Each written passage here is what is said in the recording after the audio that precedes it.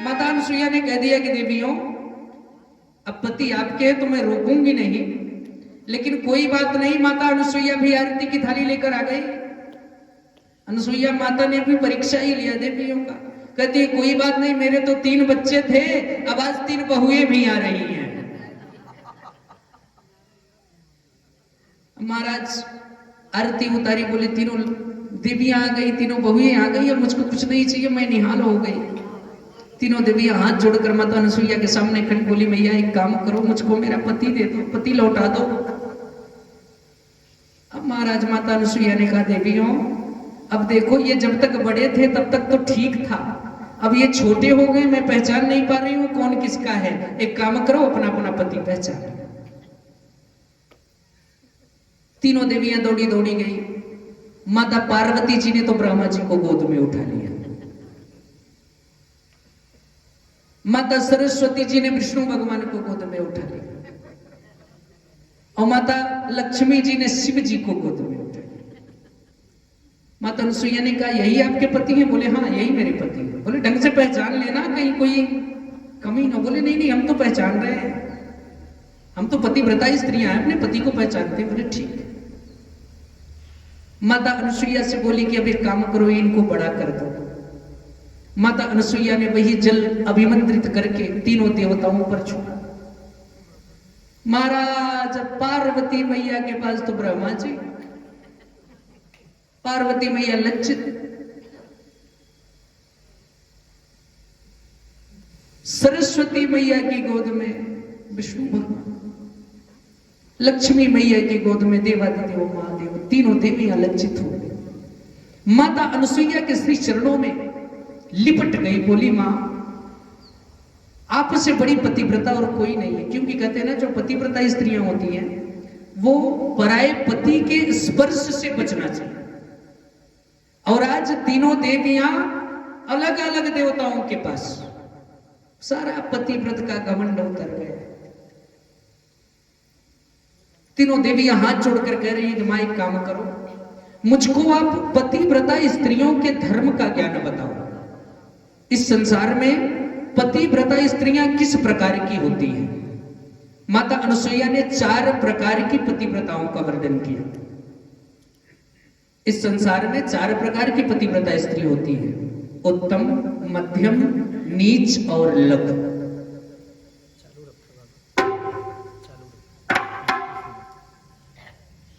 माता अनुसुईया 4 प्रकार के पतिव्रताओं का वर्णन करती है, जिसमें आप लोग बड़े ध्यान से सुनिएगा। आज की माताएं भी पतिव्रता ही होती हैं, ऐसा नहीं है। एक वचन के माध्यम से हम श्रवण करते हैं 4 प्रकार की पतिव्रताओं का वर्णन। जग में 4 पतिव्रता नारी, जगत में 4 पतिव्रता नारी,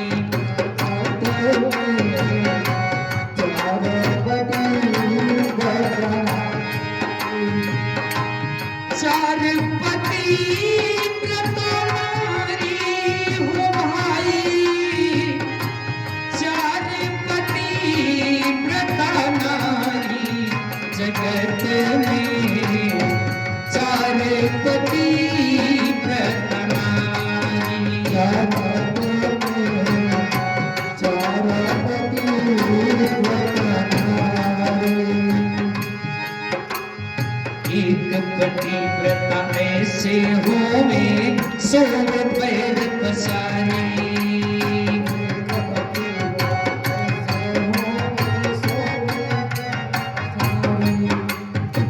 अब आप लोग सोचते होंगे कि भाई पैर तो फैलाकर ही सोया जाता है, इसमें कौन सी बुराई है? महाराज माताएं अपने बच्चे की शादी करते हैं, क्यों? क्योंकि उनकी उम्र हो गई होती है, हाथ पांव कम काम करते हैं, चलो बहू आ जाएगी तो ना कुछ करेगी तो चाय पानी भोजन तो बनाकर दे देगी, अंदर का काम ये कर लेगी, बाहर वाला हम सलटा लेंगे, काम हो जाएगा। अब बहू तो आई, शादी भी हो गई, बहू आई।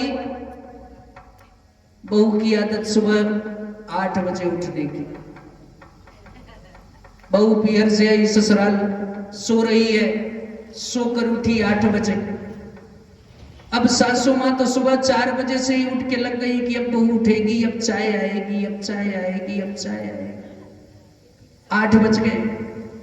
जब चाय नहीं आई तो बूढ़ी माता सोची कोई बात नहीं, हम ही बनाकर पी ले।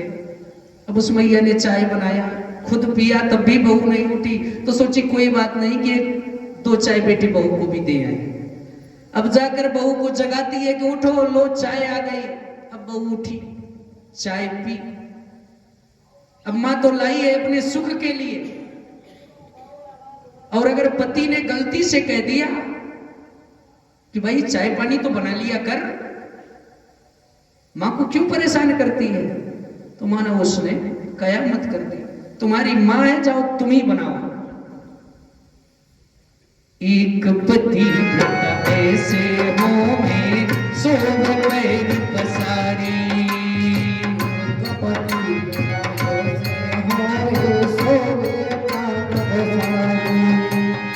उल्ट पति पर हुक्म चलावे, उल्ट पति पर हुक्म चलावे, घिन घिन देती है गोरी जगत में, 4 पति व्रत नारी।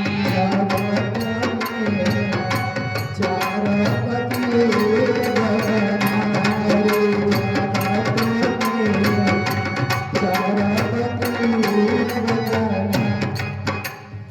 पति को उल्टा सुनाने लगी कि तुम ऐसे हो, तुम ऐसे हो। 10 गालियां सुना दी सुबह सुबह। अब चाय पी ली, नहाई तो नहाई। अगर ऐसे सर्दी का समय है तो आजकल वो आता है लिक्विड सा, लगाई, मुंह धोई, थोड़ा सा क्रीम पाउडर वगैरह किया और जाकर मुख्य द्वार पर बैठ गई।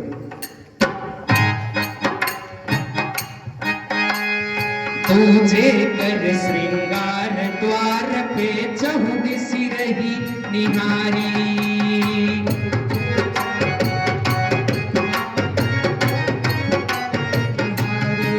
दूसरी प्रकार की पतिव्रता,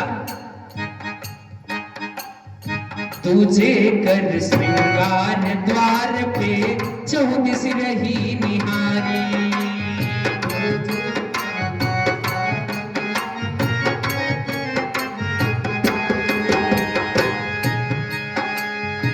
द्वार पर बैठी है, पति बाजार से लौट के आया, देखा द्वार पर बैठी है, बुरा लग गया कि भाई द्वार पर क्यों बैठी हो, क्या काम है, अंदर चलो। तो अपने पति से प्रेम से बात कभी नहीं करती, उनका स्वभाव होता है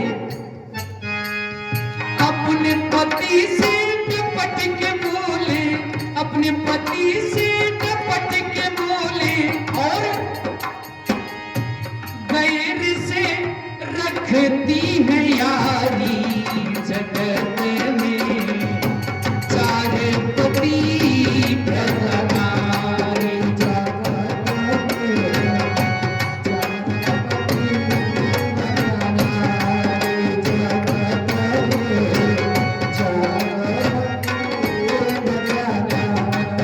अब आ गया तीसरे नंबर की पतिव्रता, जो कि भाई देखिए, पुरुष मनोहर निरखई नारी, सुंदरता देखने के लिए ही होती है। सुंदरता को देखने में बुराई नहीं है, लेकिन देखने का दृष्टिकोण होना चाहिए।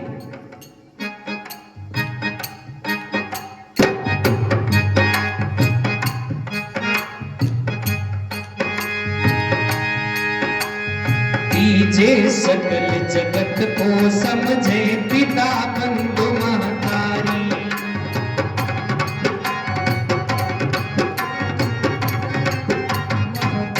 तीसरी प्रकार की पतिव्रता, अगर किसी पुरुष को देखती भी है तो अगर अपने से उम्र में छोटा है तो उसको पुत्र के दृष्टिकोण से देखती है, अगर उम्र में बड़ा है तो पिता के दृष्टिकोण से देखती है, अगर हम उम्र का है तो उसे भाई के दृष्टिकोण से देखती है। तीजे सकल जगत को समझे पिता बंधु महतारी।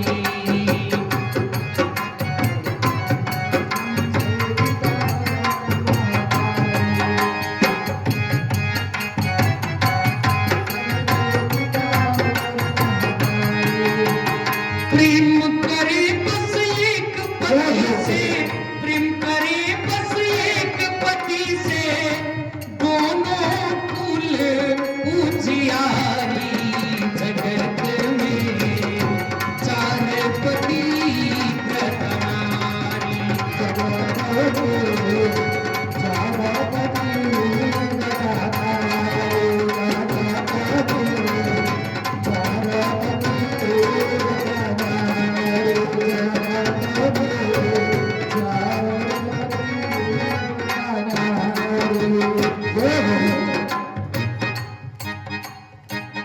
जो माताएं इस तरह की धर्म का निर्वाह करती हैं, कहते हैं ना स्त्रियों के हाथ में दो कुल की मर्यादा होती है, एक अपने पिता का और दूसरा अपने पति का।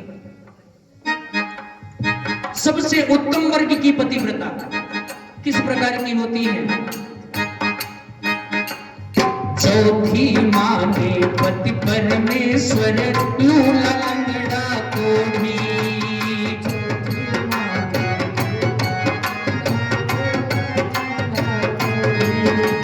चौथी प्रकार की माताएं अपने पति को ही परमेश्वर मानती हैं, और मानना भी चाहिए। पति चाहे अंधा हो, लंगड़ा हो, लूला हो, कोढ़ी हो, कैसा भी हो, पति ही परमेश्वर है।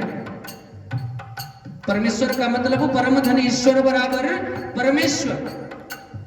चौथी माने पति परमेश्वर, लूला लंगड़ा कोढ़ी।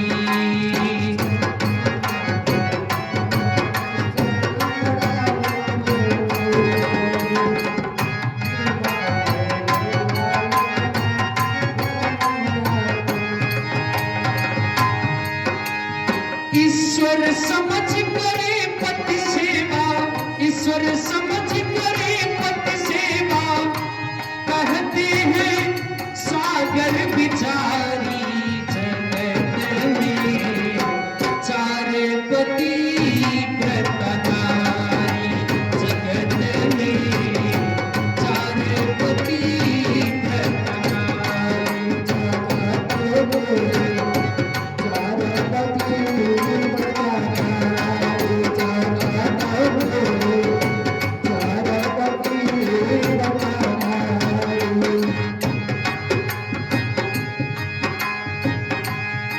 एक बात और बता दूं, हर पुरुष सोचता है कि हमको स्त्री पतिव्रता मिले,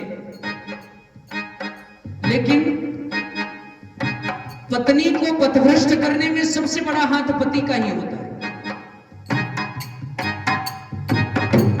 अब भाई पत्नी तो खूब पतिव्रत धर्म का पालन कर रही है, तुम्हारी एक एक बात सड़कों पर, दिन में तुम गए काम समझा, शाम को आए टल्ली होकर, तो पत्नी क्या करेगी बताओ? शास्त्र कहता है जन्म जन्म के भाग्य उदय से मिले पति व्रत नारी।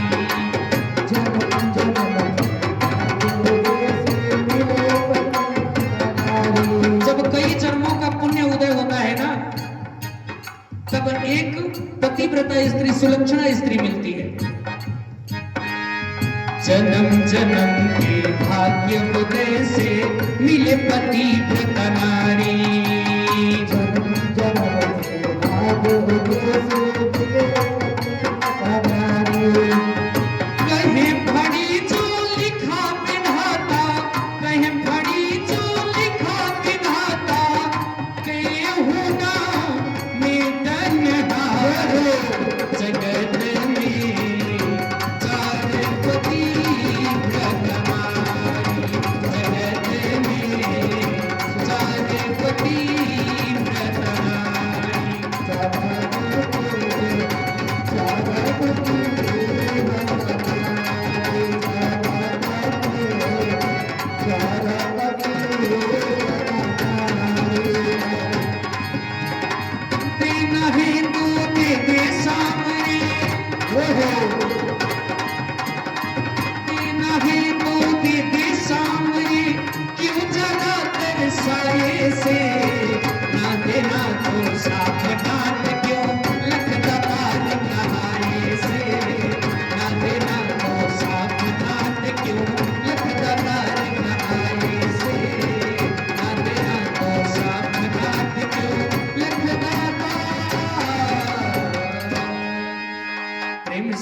अनुसुईया माता की जय हो। मैंने आपको 4 प्रकार की स्त्रियों का वर्णन सुनाया, ठीक है। अब ये बताओ कि आप लोग कौन से वर्ग की पतिव्रता बनना चाहोगे? क्योंकि बात जो हम कहते हैं ना, वो कभी इधर से निकल जाती है, कभी इधर से, कभी इधर से, यहां तो आती ही नहीं।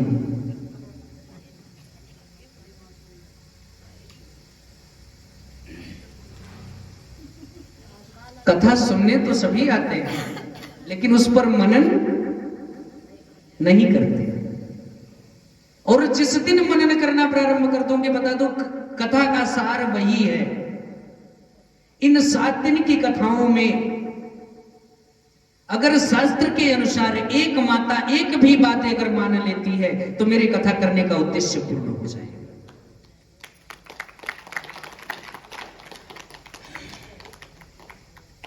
अब ऐसा नहीं कि आप भी अपने 3 घंटे नुकसान करो, यहां आकर बैठो घर का काम धाम रोक करके, और मैं भी गले फाड़ फाड़ के चिल्लाऊं, कथा कर रहा हूं, लेकिन एक भी बात, फिर ना कथा करने का महत्व है, ना कथा सुनने का महत्व। लेकिन एक बात तो मैं कहता हूं कि न कुछ करो ना, तो मन क्रम वचन से सिर्फ भगवत चिंतन शुरू करो, और हो ना हो भगवान की चिंता मत करो। तुम चिंता परमात्मा करेगा।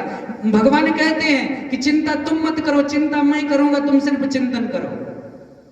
और जिस दिन चिंतन करना प्रारंभ कर दोगे, तो चिंता तो भगवान करेगा। जब मेरे साथ है रघुनाथ, तो किस बात की चिंता? चरण में रख दिया जब माथ, तो किस बात की चिंता?